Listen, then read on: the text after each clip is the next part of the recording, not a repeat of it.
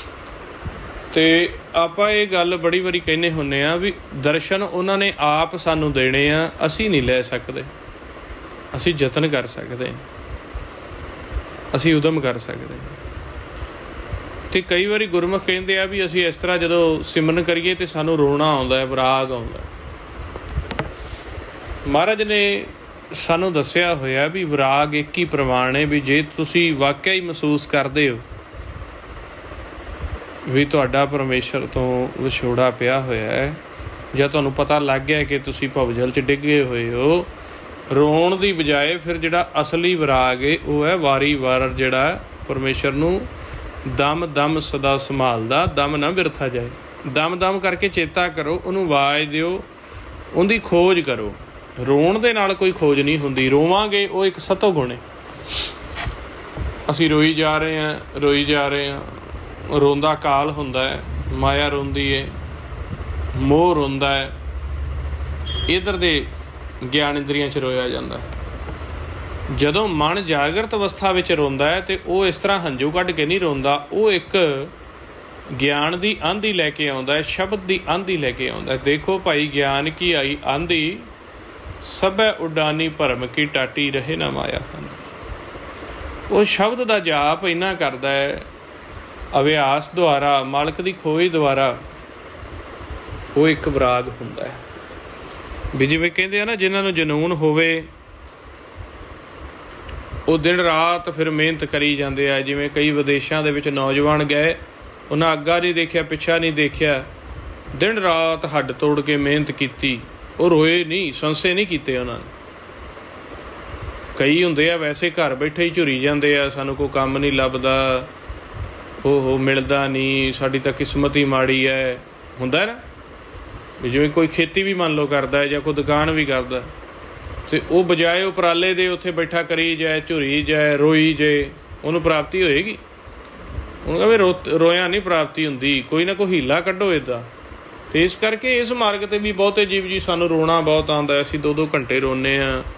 ਸਾਨੂੰ ਮਹਾਂਪੁਰਖਾਂ ਨੇ ਕਿਹਾ ਸੀ ਜਿੰਨੇ ਹੰਝੂ ਨਿਕਲਣਗੇ ਉਹ ਪਾਪ ਧੋਪਦੇ ਨੇ। ਅਤੇ ਮੈਂ ਕਿਹਾ ਗੁਰੂ ਪਿਆਰਿਓ, ਇਹ ਦੁਨਿਆਵੀ ਗੱਲਾਂ ਨੇ। ਹੰਝੂ ਜ਼ਿਆਦਾ ਨਿਕਲਣ ਨਾਲ ਕਈ ਵਾਰੀ ਚਿੱਟਾ ਮੋਤੀਆ ਵੀ ਉਤਰਿਆ ਆਉਂਦਾ। ਡਾਕਟਰ ਰੋਕਦੇ ਆ ਵੀ ਜ਼ਿਆਦਾ ਨਹੀਂ ਰੋਣਾ ਚਾਹੀਦਾ।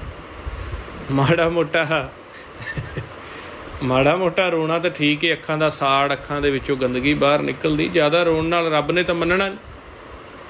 ਜੇ ਇਸ ਤਰ੍ਹਾਂ ਰੋਇਆਂ ਰੱਬ ਮੰਨਦਾ ਹੋਵੇ ਤਾਂ ਕੋਈ 10 ਘੰਟੇ ਰੋ ਕੇ, ਵੈਸੇ ਇੱਕ ਅਥਰੂ ਗੈਸ ਵੀ ਆਉਂਦੀ ਹੈ, ਉਹਦੇ ਨਾਲ ਅਥਰੂ ਹੀ ਆਈ ਜਾਂਦੇ ਨੇ ਅੱਖਾਂ 'ਚ। ਗੱਲ ਠੀਕ ਹੈ ਵੀ ਚਲੋ ਕਈਆਂ ਦੇ ਮਨ 'ਚ ਵਿਰਾਗ ਹੁੰਦਾ ਹੈ, ਆਤਮਾ ਮਨ ਪਛਚਾਤਾਪ ਕਰਦੇ ਨੇ, ਕੋਈ 2-4 ਮਿੰਟ 10 ਮਿੰਟ ਰੋਣਾ ਆ ਵੀ ਜਾਂਦਾ ਵੀ ਯਾਰ ਗੱਲ ਨਹੀਂ ਬਣਦੀ ਪਈ।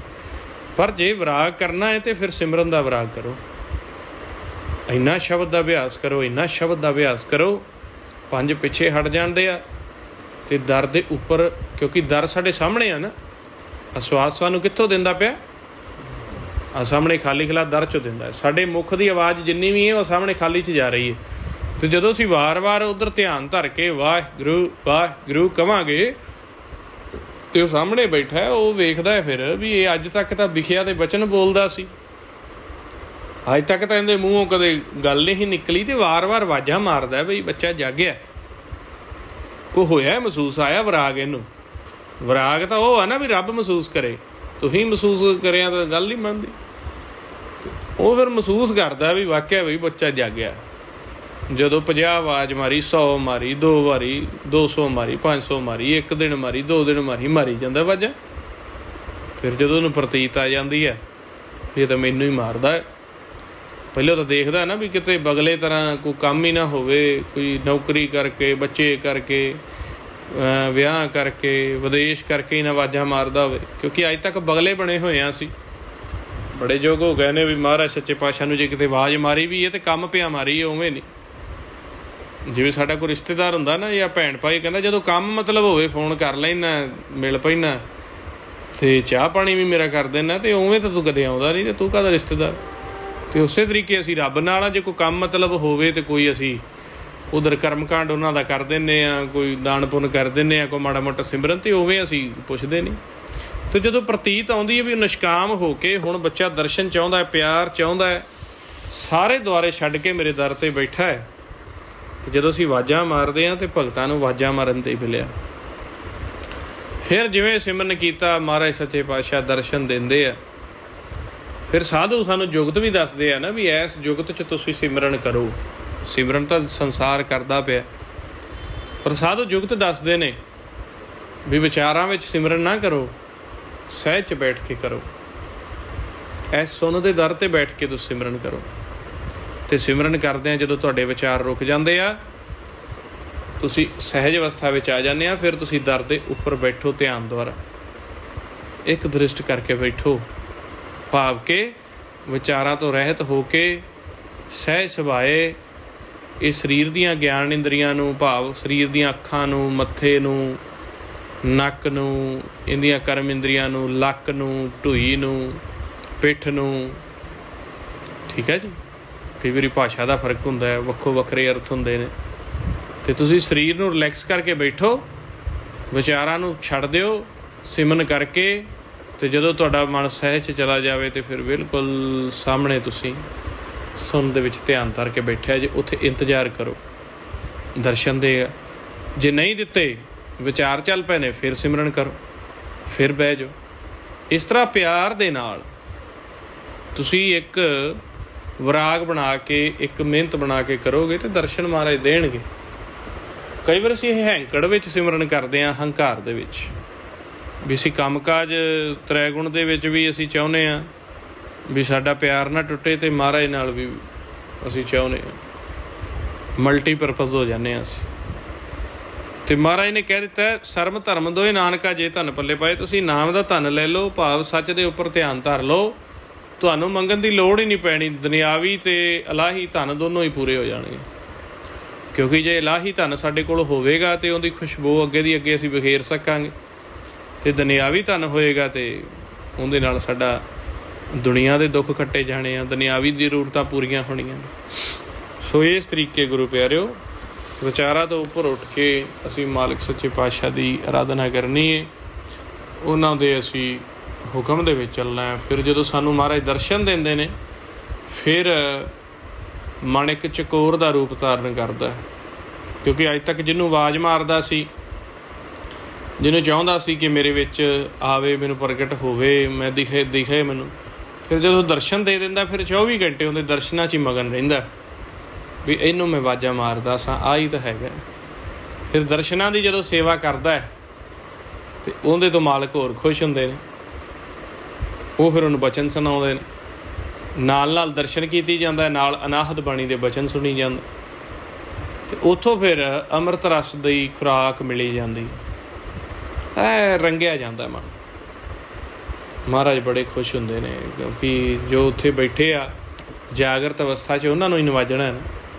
ਖੁਸ਼ ਹੋ ਜਾਂਦਾ ਹੈ ਮਾਲਕ, ਅਤੇ ਬੱਚੇ ਨੂੰ ਵੀ ਖੁਸ਼ ਕਰਦਾ ਹੈ। ਦਰਸ਼ਨਾਂ ਦੇ ਵਿੱਚੋਂ, ਨਾਮ ਦੇ ਵਿੱਚੋਂ ਅੰਮ੍ਰਿਤ ਦੀ ਫਿਰ ਉਹ ਵਰਖਾ, ਅੰਮ੍ਰਿਤ ਦੀ ਖੁਰਾਕ ਦਿੱਤੀ ਜਾਂਦਾ। ਫਿਰ ਜਦੋਂ ਬਿਲਕੁਲ ਬੱਚਾ ਨਿਰਮਲ ਹੋ ਜਾਂਦਾ ਹੈ, ਦਸਮ ਘਰ ਦੇ ਵਿੱਚ ਬੈਠ ਕੇ ਜਗਤ ਨੂੰ ਦੇਖਣ ਦਾ, ਜਗਤ ਕਿਸ ਤਰੀਕੇ ਚੱਲਦਾ ਪਿਆ, ਤਿੰਨਾਂ ਭਵਨਾਂ ਦੀ ਸੋਝੀ ਹੋ ਜਾਂਦੀ ਹੈ। ਉਸ ਵਕਤ ਫਿਰ ਆਪ ਬੱਚੇ ਨੂੰ ਬੁਲਾ ਕੇ ਅਤੇ ਉਹਦੇ ਨਾਲ ਗੱਲਾਂ ਬਾਤਾਂ ਕਰਦਾ, ਉਹਨੂੰ ਸੁਝਾਅ ਦਿੰਦਾ, ਉਹਦੇ ਨਾਲ ਬੋਲਦਾ ਹੈ, ਉਹਦੇ ਨਾਲ ਵਿਚਾਰਾਂ ਕਰਦਾ, ਅਤੇ ਬੱਚਾ ਉਹਦੇ ਵਿੱਚ ਸਮਾਉਂਦਾ। ਅਤੇ ਜਿਹੜੇ ਜਮਦੂਤ ਹੁੰਦੇ ਆ, ਕਿਉਂਕਿ ਜਿਹੜੇ ਨਿੰਦਕ ਹੁੰਦੇ ਆ, ਸਾਡੇ ਐਂਟੀ ਹੁੰਦੇ ਆ, ਜਾਂ ਸਮਾਜ ਦੇ ਵਿੱਚ ਜੋ ਸਾਡੀ ਵਿਰੋਧਤਾ ਕਰਦੇ ਆ ਨਾ, ਇਹ ਵੀ ਗੱਲ ਧਿਆਨ ਨਾਲ ਸੁਣੋ। ਜਿਹੜੇ ਆਪਣੇ ਨਿੰਦਕ ਨੇ, ਆਪਣੇ ਰਸਤੇ ਦੇ ਵਿੱਚ ਰੋੜਾ ਨੇ, ਆਪਣੀ ਸਮਾਜ ਦੇ ਵਿੱਚ ਵਿਰੋਧਤਾ ਕਰਦੇ ਆ, ਸਮਾਜ 'ਚ ਆਪਾਂ ਨੂੰ ਨੁਕਸਾਨ ਪਹੁੰਚਾਉਣ ਦੀ ਕੋਸ਼ਿਸ਼ ਕਰਦੇ ਆ, ਇਹ ਕਾਲ ਹੀ ਪੈਦਾ ਕਰਦਾ। ਇਹ ਕੌਣ ਪੈਦਾ ਕਰਦਾ?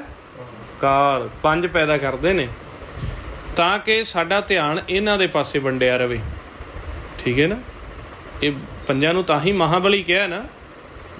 ਸਾਨੂੰ ਮਾਨਸਿਕ ਫੁਰਨੇ ਵੀ ਦਿੰਦੇ ਆ, ਬਾਹਰੋਂ ਔਂਕੜਾਂ ਵੀ ਪੈਦਾ ਕਰਦੇ ਆ, ਤਨ ਕਰਕੇ ਵੀ ਔਂਕੜਾਂ ਪੈਦਾ ਕਰਦੇ ਆ, ਕਿਉਂਕਿ ਇਹ ਸਾਰਾ ਦੇਸ਼, ਇਹ ਸੰਸਾਰ ਜਿੰਨਾ ਤੁਸੀਂ ਦੇਖ ਰਹੇ ਹੋ, ਇਹ ਸਰੀਰ, ਇਹ ਸਾਰਾ ਕਾਲ ਦਾ ਹੀ, ਪੰਜਾਂ ਦਾ।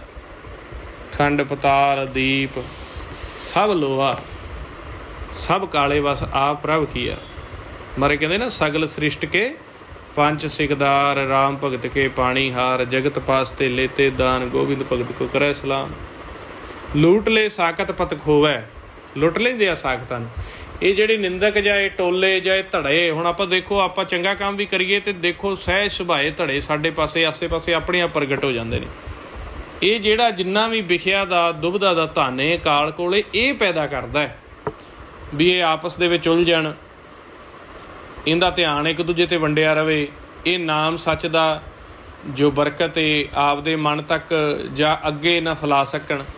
ਅਤੇ ਜਿਹੜੇ ਗੁਰਮੁਖ ਨੇ ਉਹ ਇਸ ਚੀਜ਼ ਤੋਂ ਉੱਪਰ ਉੱਠ ਕੇ, ਕਿਉਂਕਿ ਇਹ ਵਿਖਿਆ ਦਾ ਦੇਸ਼ ਹੈ, ਇੱਥੇ ਚਾਹੇ ਕੋਈ ਨਿੰਦਿਆ ਕਰੇ ਅਤੇ ਚਾਹੇ ਕੋਈ ਸਾਡੀ ਉਸਤਤ ਕਰੇ, ਅਸੀਂ ਤਾਂ ਉਸਤਤ ਮਾਲਕ ਤੋਂ ਕੋਲ ਲੈਣੀ। ਅਤੇ ਮਾਲਕ ਨਾ ਇੱਕ ਸਾਨੂੰ ਕੋਈ ਧਕਾਰ ਦੇਵੇ ਅਤੇ ਦੁਨੀਆ ਜੋ ਮਰਜ਼ੀ ਦਿੱਤੀ ਜਾਏ।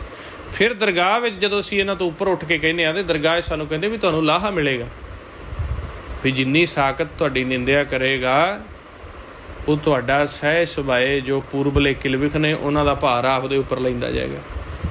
ਅਤੇ ਇਸ ਕਰਕੇ ਗੁਰਮੁਖ ਕਹਿੰਦੇ ਸਾਨੂੰ ਤਾਂ ਚੌਤਰਫਾ ਮੁਨਾਫਾ ਹੈ। ਕਿਵੇਂ ਮੁਨਾਫਾ ਹੋਇਆ? ਇੱਕ ਸਹਿਜ ਦੀ ਚੁੱਪ ਕਰਕੇ, ਵੀ ਗੁਰਮੁਖ ਉੱਧਰ ਧਿਆਨ ਹੀ ਨਹੀਂ ਦਿੰਦੇ, ਇੱਕ ਚੁੱਪ ਧਾਰਨ ਕਰਦੇ ਨੇ। ਇੱਕ ਤਾਂ ਹੁੰਦੀ ਹੈ ਚੁੱਪ ਸਾੜ ਦੇ ਵਿੱਚ ਚੁੱਪ ਰਹਿਣਾ, ਵੀ ਬੋਲਣਾ ਨਾ। ਗੁਰਮੁਖ ਇੱਕ ਮਿੱਠੀ ਚੁੱਪ ਧਾਰਨ ਕਰਦੇ ਆ, ਸਹਿਜ ਦੀ ਚੁੱਪ, ਉਹਨਾਂ ਦਾ ਧਿਆਨ। ਫਿਰ ਉਹ ਧਿਆਨ ਸੱਚ 'ਤੇ ਕੀ ਹੋਇਆ ਵੀ ਜੇ ਸਾਨੂੰ ਕੋਈ ਲੜਿਆ, ਸਾਨੂੰ ਕਿਸੇ ਨੇ ਇੱਕ ਗੱਲ ਆਖੀ ਅਤੇ ਅਸੀਂ 10 ਕਰ ਦਿੱਤੀਆਂ, ਉਹ ਧਿਆਨ ਸੱਚ 'ਤੇ ਥੋੜ੍ਹੀ ਨਾ ਹੁੰਦਾ ਵਿਗਿਆ 'ਚ। ਵੀ ਅਸੀਂ ਉੱਠ ਉੱਠ ਕੇ ਅਗਲੇ ਦੇ ਨਾਮ ਲੈ ਕੇ ਉਹਦੇ ਗੱਲਾਂ ਬਾਤਾਂ, ਉਹਦੀ ਨਿੰਦਿਆ ਕਰੀਏ, ਉਹ ਧੜੇ ਬਣਾਈਏ, ਅਗਲੇ ਨੂੰ ਪ੍ਰੇਰੀਏ, ਅਗਲੇ ਨੂੰ ਬਚਨ ਐਸੇ ਕਰੀਏ ਵੀ ਸਾਡੇ ਨਾਲ ਲੜੇ, ਅਸੀਂ ਮਾਨਸਿਕ ਤੌਰ 'ਤੇ ਸਰੀਰਕ ਤੌਰ 'ਤੇ ਉਹਨੂੰ ਦੁੱਖ ਪਹੁੰਚਾਈਏ। ਅਤੇ ਗੁਰਮੁਖਾਂ ਦਾ ਧਿਆਨ ਸੱਚ 'ਤੇ ਹੁੰਦਾ ਹੈ। ਅਤੇ ਸੱਚ ਦੇ ਚਰਨ ਇੰਨੇ ਮਿੱਠੇ ਨੇ, ਸੱਚ ਦੇ ਚਰਨ ਇੰਨੇ ਮਿੱਠੇ ਨੇ ਵੀ ਸਮਾਜ ਜਿਹੜਾ ਹੈ ਨਾ, ਬੁੱਕਾਂ ਭਰ ਭਰ ਕੇ ਕੜੱਤਨ ਸਾਡੇ ਮੂੰਹ 'ਚ ਪਾਵੇ, ਮਿਠਾਸ ਇੰਨੀ ਹੁੰਦੀ ਉਹ ਕੜੱਤਨ ਚੜ੍ਹਦੀ ਨਹੀਂ। ਹਾਂ, ਧਿਆਨ ਸੱਚ 'ਤੇ ਹੋਵੇ। ਫਿਰ ਕਾਲ ਭਾਵੇਂ ਬੁੱਕਾਂ ਭਰ ਭਰ ਕੇ ਤੁਹਾਡੇ ਮੂੰਹ ਦੇ ਵਿੱਚ ਕੜੱਤਨ ਪਾਈ ਜਾਵੇ, ਜਿਵੇਂ ਗੁਰਮੁਖਾਂ ਦੇ ਸਿਰ ਦੇ ਵਿੱਚ ਅੰਗਿਆਰੇ ਪਾਏ ਨੇ, ਚਰਖੜੀਆਂ 'ਤੇ ਚੜ੍ਹਾਤਾ, ਤੱਤੀ ਤਵੀ 'ਤੇ ਬਿਠਾਤਾ, ਪਰ ਉਹਨਾਂ ਦੇ ਵਿੱਚ ਨਾਮ ਦੀ ਠੰਡਕ ਹੀ ਇੰਨੀ ਸੀ, ਨਾਮ ਦਾ ਸੁੱਖ ਹੀ ਇੰਨਾ ਸੀ, ਉਹਨਾਂ ਨੂੰ ਮਹਿਸੂਸ ਹੀ ਨਹੀਂ ਹੋਇਆ। ਮੰਨਦੇ ਹੋ ਕਿ ਨਹੀਂ ਇਸ ਗੱਲ ਨੂੰ? ਕਿ ਉਹਨਾਂ ਕੋਈ ਸੁੰਨ ਕਰਨ ਵਾਲੇ ਟੀਕੇ ਲਵਾਏ ਹੋਏ ਸੀ? ਉਦੋਂ ਤਾਂ ਡਾਕਟਰ ਹੁੰਦੇ ਹੀ ਨਹੀਂ ਸੀ ਟੀਕਿਆਂ ਵਾਲੇ। ਉਹਨਾਂ ਦੇ ਵਿੱਚ ਨਾਮ ਦੀ ਸਹਿਜ ਠੰਡਕ ਅਤੇ ਨਾਮ ਦਾ ਬਲ ਪ੍ਰਤਾਪ ਹੀ ਇੰਨਾ ਸੀ ਵੀ ਚਤਰਫਾ ਕੋਈ ਜੋ ਮਰਜ਼ੀ ਆਖੀ ਜਾਵੇ। ਇਹ ਕੰਮ ਹੁੰਦੇ ਆ, ਬਾਂਸਾਂ ਦੇ ਨਾਲ ਬਾਂਸ ਭਿੜਦੇ ਆ, ਪੱਥਰਾਂ ਦੇ ਨਾਲ ਪੱਥਰ ਵੱਜਦੇ ਆ, ਅਤੇ ਜਿਹੜਾ ਹੋਵੇ ਹੀ ਅੰਮ੍ਰਿਤ। ਅੰਮ੍ਰਿਤ ਪੱਥਰ ਵਿੱਚ ਵੀ ਸਮਾਇਆ, ਅਤੇ ਹੋਰ ਛੱਡੋ ਅੰਮ੍ਰਿਤ ਜ਼ਹਿਰ ਵਿੱਚ ਵੀ ਸਮਾਇਆ ਹੁੰਦਾ ਹੈ। ਅਤੇ ਤੁਸੀਂ ਹੁਣ ਕੀ ਬਣਨਾ? ਅੰਮ੍ਰਿਤ ਨਾਮ ਸੱਚ ਦੇ ਵਿੱਚ ਇੰਨਾ ਧਿਆਨ ਲਾ ਲਓ, ਇਹ ਸਾਖਤ ਜਿਹੜੇ ਆ ਝੜ ਝੜ ਕੇ ਜਿਹੜੀ ਅੱਗ ਹੁੰਦੀ ਹੈ ਆਪੇ ਬਲ ਬਲ ਖਤਮ ਹੋ ਜਾਂਦੀ। ਆਪਾਂ ਕੀ ਲੈਣਾ? ਆਪਾਂ ਲੈਣਾ ਦਰ ਤੋਂ। ਆਪਦੇ ਸਹਿਜ ਦੇ ਮੋਰਚੇ, ਗਿਆਨ ਦਾ ਮੋਰਚਾ, ਗੁਰਮੰਤਰ ਦਾ ਮੋਰਚਾ ਹੀ ਇੰਨਾ ਵੱਡਾ ਕਰ ਦਿਓ। ਆਪਦੇ ਅੰਦਰ ਅੰਮ੍ਰਿਤ ਹੀ ਇੰਨਾ ਪੈਦਾ ਕਰ ਲਓ ਵੀ ਜਿੰਨੀ ਮਰਜ਼ੀ ਕੋਈ ਵਿਖਿਆ ਕਰੀ ਜਾਵੇ, ਜਿੰਨਾ ਮਰਜ਼ੀ ਕੋ ਸਾੜ ਤੁਹਾਡੇ ਉੱਪਰ ਸੁੱਟੀ ਜਾਵੇ, ਤੁਸੀਂ ਕੀ ਆਖੋ? ਵਾਹਿਗੁਰੂ